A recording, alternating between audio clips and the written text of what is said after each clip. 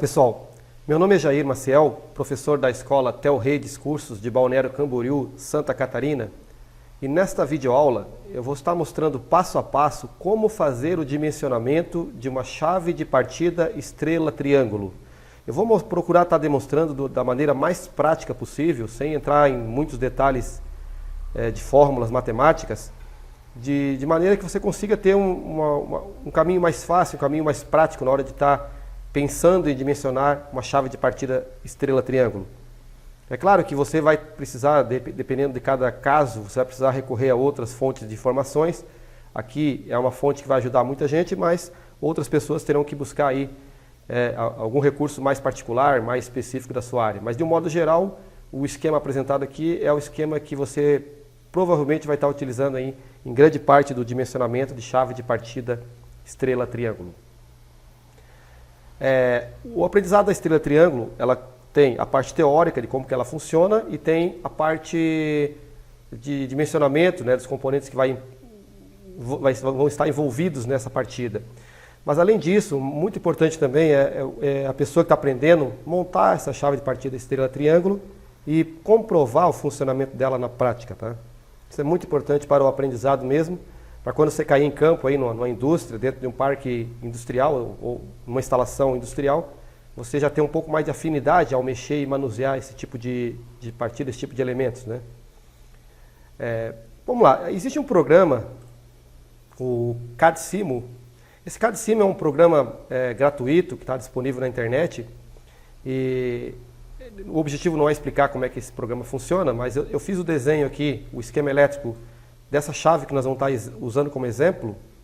E esse programa é interessante que ele faz toda a simulação do funcionamento de um circuito de comandos, tá? Ele simula o funcionamento do motor, simula os contatores, temporizadores.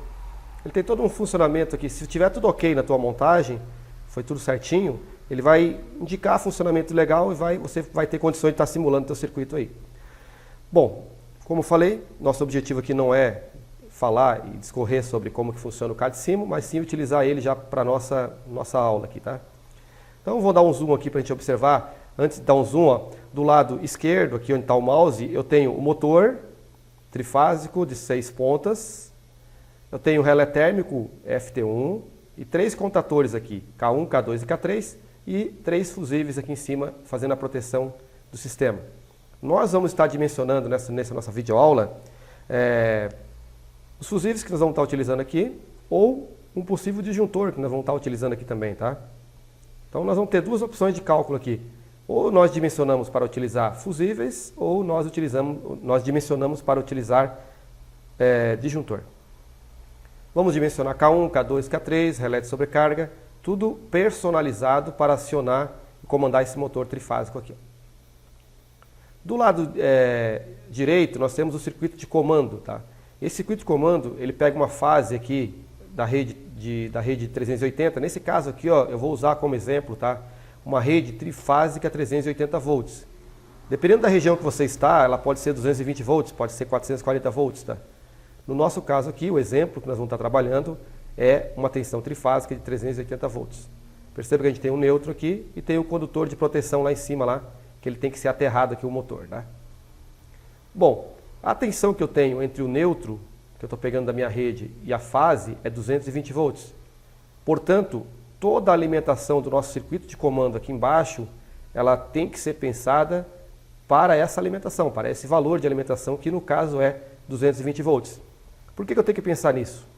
Eu penso nisso por causa do relé temporizador aqui, o KT1, que ele tem que ser para a tensão 220, e todos os contatores aqui, inclusive as lâmpadas de sinalização, você tem que comprar essas lâmpadas de sinalização para a tensão de 220 volts. Eu não vou estar abordando aqui de cálculo dessa parte de comando, porque ela é bem mais simples de você estar verificando esses valores, tá? O mais complicado, eu acredito, seria a escolha do fusível, a escolha do disjuntor, a escolha dos contatores e a escolha do relé de sobrecarga. Porque eles têm que ser bem personalizados, tem vários detalhes que você vai ter que levar em consideração aqui, justamente por causa do acionamento que ele vai estar fazendo em cima do motor aqui, que seria a nossa carga, tá? Bom, então aqui, vou dar um zoom só para a gente ver melhor, né? O ideal, quando você for trabalhar com estrela triângulo, é você ter um entendimento de como que ela funciona, tá? Então, por exemplo, pessoal, a gente tem que saber, por exemplo, o que é um fechamento estrela, o que é um fechamento triângulo. Eu fiz uma videoaula de 11 minutos, está disponível no canal aí, do comportamento das correntes na ligação estrela e na ligação triângulo. Eu diria que ela é um pré-requisito para você chegar nessa videoaula aqui. Porque você vai entender melhor como vai comportar aí a corrente, a tensão, qual vai ser o comportamento dela nesse tipo de instalação. O que a gente tem aqui é o seguinte, ó, quando você parte um motor estrela-triângulo, qual que é o objetivo de você estar fazendo isso?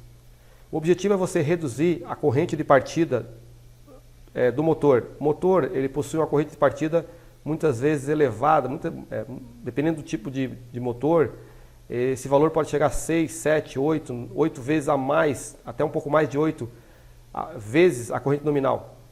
É um pico muito grande de corrente. Pode causar aí, baixar o fator de potência na instalação elétrica, pode causar interferência nos equipamentos eletrônicos, os equipamentos elétricos da instalação. Ele acaba prejudicando, né, toda a instalação elétrica se você tiver um pico muito alto de corrente na partida do motor. Por isso, a chave estrela-triângulo, ela reduz esse pico de corrente. Esse é o principal objetivo de uma chave estrela-triângulo, reduzir a corrente de pico no momento da partida do motor. Como que ela faz isso? O motor ele precisa ter 6 pontas porque ele precisa de 2 tensões. Por exemplo, 220 e 380.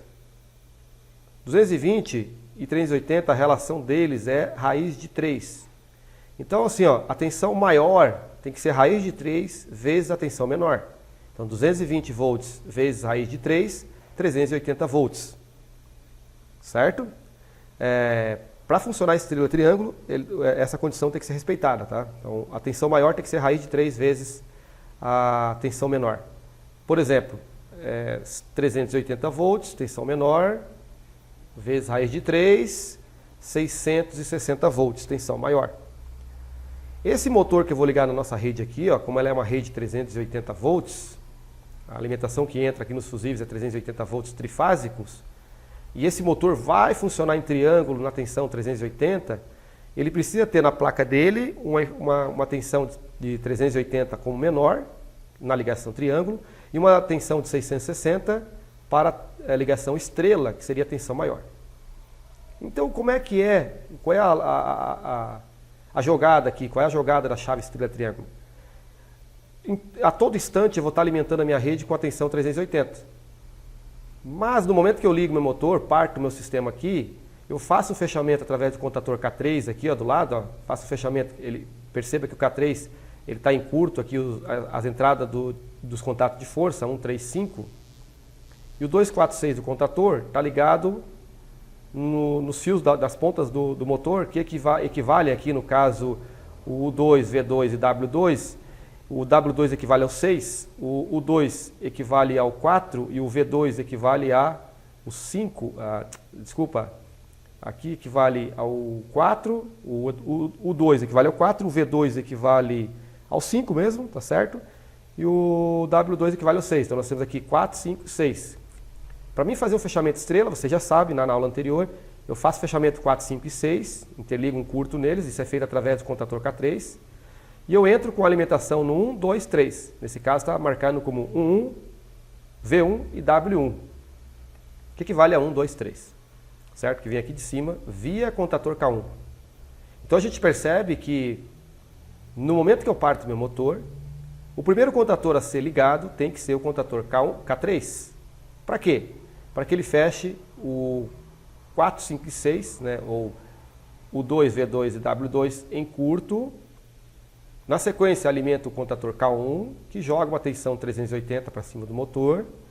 O motor está sendo fechado em estrela, portanto, ele está preparado para a tensão maior. No nosso caso, uma tensão de 660 volts. Mas a alimentação que chega nele é 380 volts. Com isso, eu tenho uma redução da minha corrente de partida. Só para você ter uma ideia desse valor, ele reduz 33%. Tá? Então, por exemplo, se a corrente fosse lá de 200 amperes de partida, ela ia reduzir aí para 70 amperes nessa corrente de partida, aproximadamente. Tá? Então vai reduzir muito, 200 baixa para 70. 30% a minha corrente de partida fica em 33% da minha corrente normal, que seria. Tá? Então é muito importante essa redução da corrente. Só que tem um problema também aqui, tá?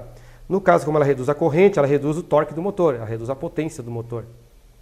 Então você não pode usar esse tipo de partida em cargas pesadas, tá? Só cargas leves, que não exige tanto torque do motor.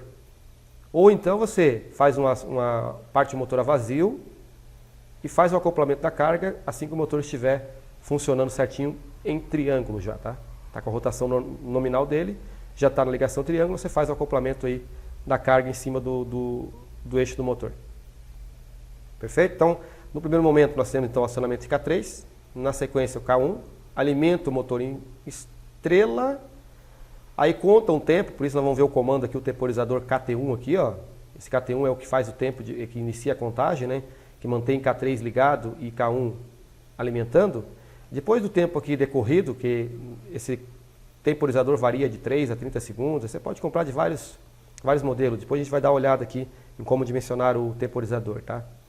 A nossa chave de partida ela tem 10 segundos, a gente já viu lá que o tempo de partida é 10 segundos. Então provavelmente ele vai estar regulado em 10 segundos ou algo próximo a isso aí, tá? Após esse tempo aqui, ele tem que tirar o K3 do circuito, né? Ele tem que desligar o K3 e na sequência fechar o K2 para que as bobinas do nosso motor fiquem ligadas em triângulo, daí no caso, tá? Então nós temos corrente vindo dos fusíveis que descem para K1 e vai para o motor e corrente que estão descendo aqui pelo K2 e vão para o motor também. Consequentemente, as correntes elas estão se dividindo aqui, tá? Isso é importante na hora que você vai dimensionar lá para saber essa informação. Na ligação triângulo, que é a ligação que vai valer para o nosso motor funcionar, eu vou ter corrente descendo pelo contator K1 e corrente descendo pelo contator K2 da mesma forma. Então, o contator K1 normalmente é igual ao contator K2. Já o contator K3 ele vai ser menor devido ao fato de que ele só vai partir em estrela, a tensão vai estar reduzida, a corrente vai estar reduzida em 33% do seu valor. Então esse contator aqui normalmente ele é menor em relação a K1 e K2.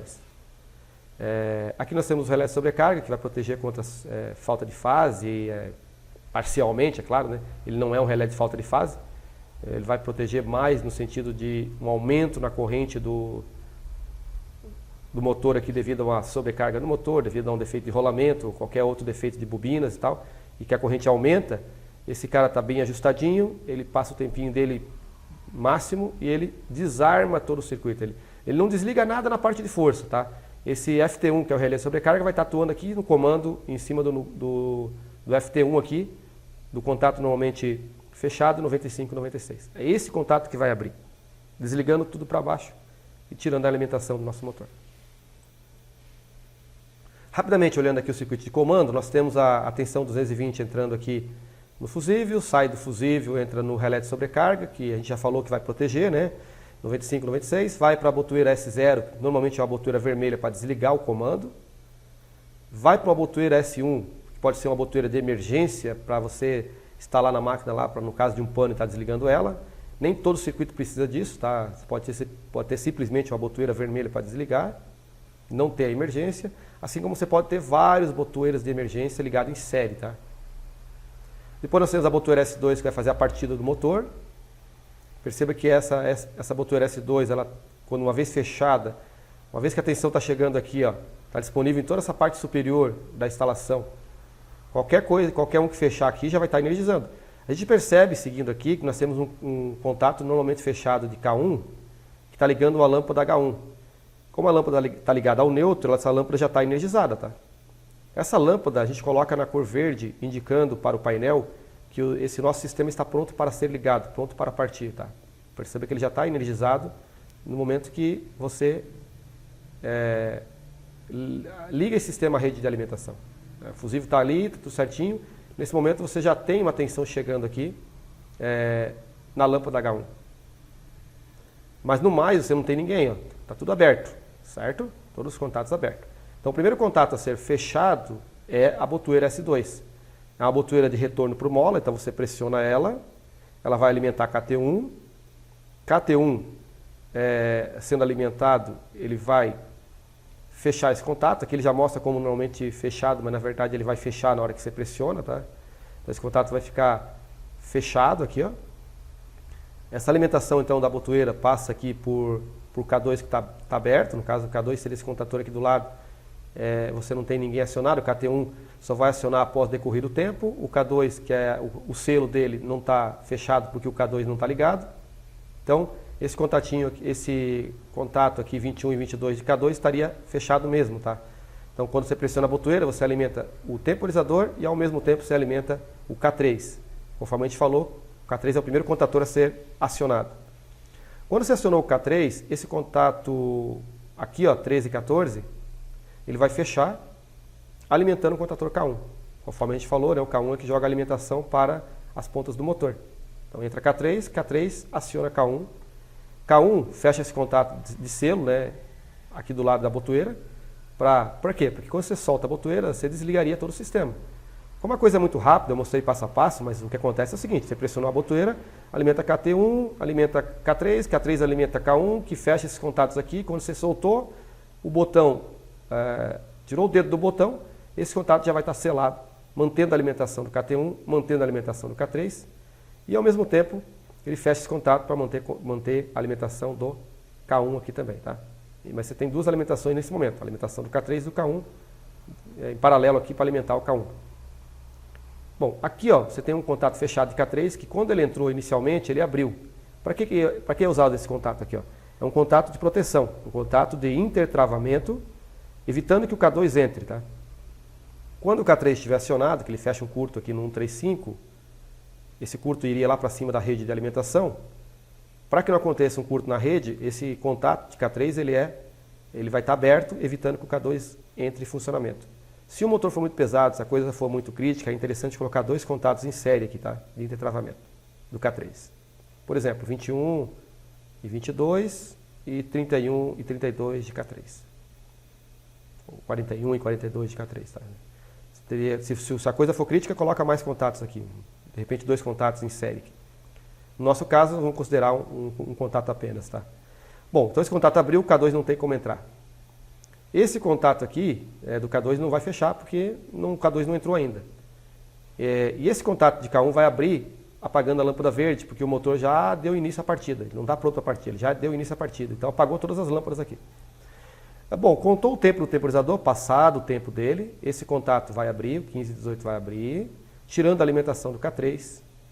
Tirando a alimentação do K3, o que vai acontecer? Esse contato vai voltar a fechar. Nesse mesmo instante, fecha esse contato 25 e 28 do KT1, que alimenta então o contator K2.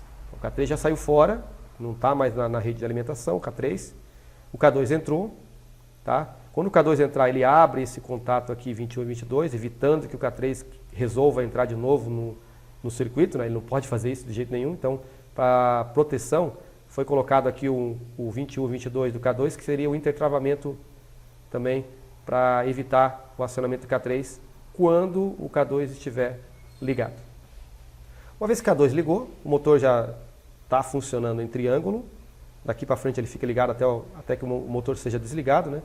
E você pode perceber que o 33 e 34 do K2 aqui fecha, acionando a lâmpada H2, que nesse caso seria uma lâmpada vermelha, tá? Indicando o motor funcionando. Essa lâmpada H3 seria uma lâmpada de alarme, ela está ligada ao relé térmico, o contato normalmente aberto 97 e 98, que pega uma alimentação lá do fusível, tá? Então no caso de haver uma atuação do relé de sobrecarga aqui, uma sobrecorrente, abre o contato 95 e 96, que desligaria todo o circuito de comando, né, desligando o motor, e fecharia o contato 97 e 98, acionando a lâmpada amarela, indicando que tem um alarme ali, indicando que houve uma sobrecarga. Eu vou mostrar para vocês agora o funcionamento, uma vez que esse CAD-Simo ele tem essa grande vantagem, não somente de você desenhar o circuito de comando, mas como você simular. Então tem o botãozinho verde, a gente pode fazer a simulação do que a gente acabou de apresentar. Então vamos lá. Aqui eu percebo que a lâmpada verde já está acesa, as fases já estão sendo energizadas aqui, ó. Eu tenho fase chegando em toda a parte superior, em toda essa parte aqui eu tenho um vermelho mais destacado, que seria a alimentação de fases nelas aqui, ó. Essa botoeira aqui eu vou pressionar ela, vocês vão verificar o acionamento desse KT1, do K3, o motor vai ser ligado já, vocês vão ver o acionamento do K1 e do K3 aqui no circuito de força, tudo o que foi explicado vocês vão estar observando agora aqui, ó.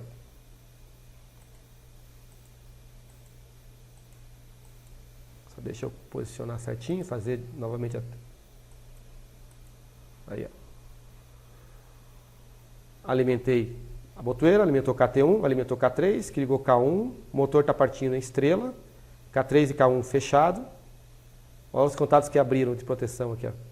Esse 21 e 22 de K3. Eu coloquei um tempo um pouquinho maior aqui, ó, para que a gente consiga ver certinho o funcionamento dele. Eu vou parar aqui a simulação, vou diminuir esse tempo do temporizador, porque ele está há muito tempo já na ligação estrela aqui. Eu clico 2 vezes em cima dele e eu vou perceber que ele está em 5 segundos, cara. 5 segundos é rapidinho, vamos lá. Vamos simular de novo.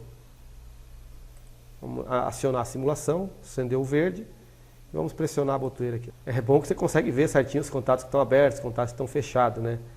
Mas para a gente que está aqui na videoaula seria interessante ser mais rápido. Eu poderia ter feito isso, mas já que esse meu computador está com muito programa aberto aqui, ele está meio complicado. Venceu o tempo do temporizador. Vamos ver o que vai acontecer na sequência. Olha só. Ele tirou K3 da jogada, colocou K2 para ser ligado, fazendo fechamento agora em triângulo. A gente percebe na força K1 e K2 ligado, K3 desligado. E a lâmpada vermelha indicando que está funcionando, já o motor está em funcionamento normal na ligação triângulo. Se eu fizer um acionamento aqui no relé térmico simulando a sobrecarga, ó, ele desliga todo o circuito de comando, abre os contatores todos aqui, porque o contato 95 e 96 abriu, e ele fecha o 97 e 98, indicando a lâmpada amarela aqui, que houve uma sobrecarga no motor. Ok?